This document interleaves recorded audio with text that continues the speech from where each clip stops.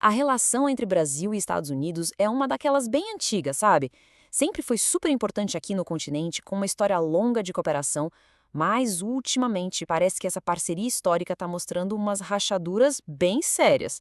Então, vamos mergulhar nisso para entender os sinais dessa crise diplomática que está se desenrolando bem na nossa frente.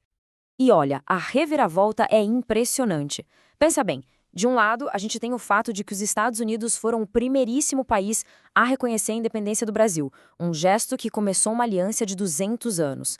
Do outro lado, uma realidade que soa até alarmante. Um memorando recente lá de Washington agora simplesmente classifica o Brasil como uma potencial ameaça à segurança nacional americana. A mudança de percepção é drástica, para dizer o mínimo. Mas afinal, o que está por trás dessa virada de chave? Bom, a análise aponta para vários pontos de atrito, uns 15 na verdade, que estão, aos poucos, desfazendo essa aliança. Para a gente entender melhor, vamos agrupar tudo em algumas áreas principais que mostram o tamanho do problema.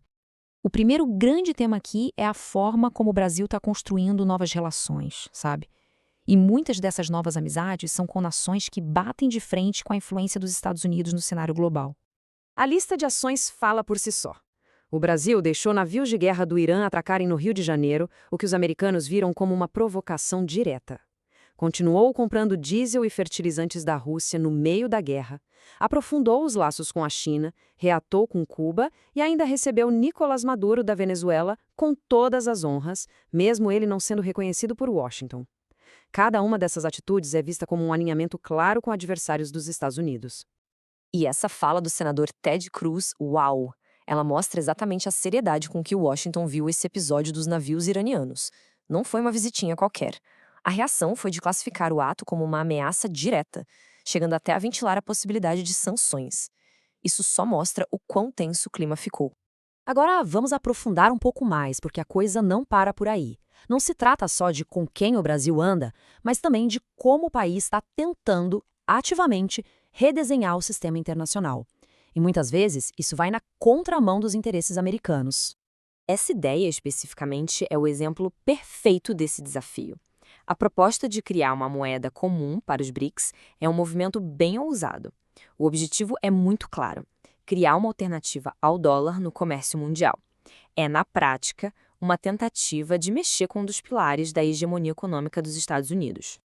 Tá, mas por que uma ideia que ainda está no papel já causa tanto alvoroço em Washington? A resposta está no poder.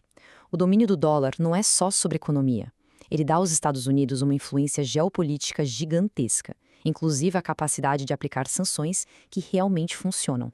E não é só a história da moeda. O Brasil tem criticado abertamente o domínio do dólar, questionado se as sanções americanas são justas e defendido a toda hora a ideia de um mundo multipolar.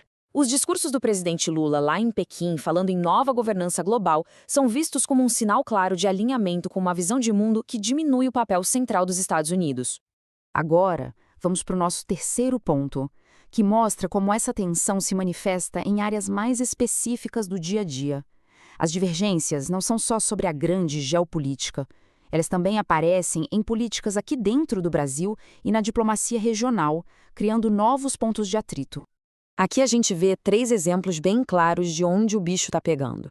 No combate ao crime, o Brasil não quer classificar facções como o PCC como terroristas, o que para os Estados Unidos já atrapalha a cooperação. Nas redes sociais, decisões da justiça brasileira para bloquear plataformas são vistas lá como uma ameaça à liberdade de expressão. E na regulação digital, a ideia de cooperar com a China acende um alerta sobre a possibilidade do Brasil adotar um modelo de vigilância parecido com o chinês.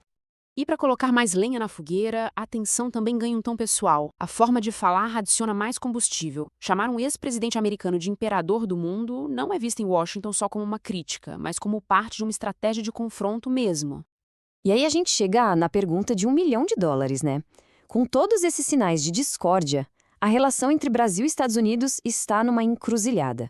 O futuro é bem incerto e levanta umas questões bastante sérias. Uma das perguntas mais urgentes é se essa crise diplomática pode virar um problema econômico de verdade. A chance de sanções diretas, algo que parecia impensável há uns anos, agora é discutida abertamente por políticos importantes nos Estados Unidos. Mas a questão vai ainda mais fundo. Será que estamos caminhando para um cenário de rompimento formal das relações? Parece extremo, eu sei, mas o jeito que as coisas estão indo torna essa uma pergunta que, infelizmente, precisa ser feita. No final das contas, não tem uma resposta fácil. O futuro dessa relação de 200 anos depende totalmente dos próximos passos diplomáticos que vão ser dados, tanto em Brasília quanto em Washington. O que fica claro é que a antiga aliança está sendo testada como nunca antes na história.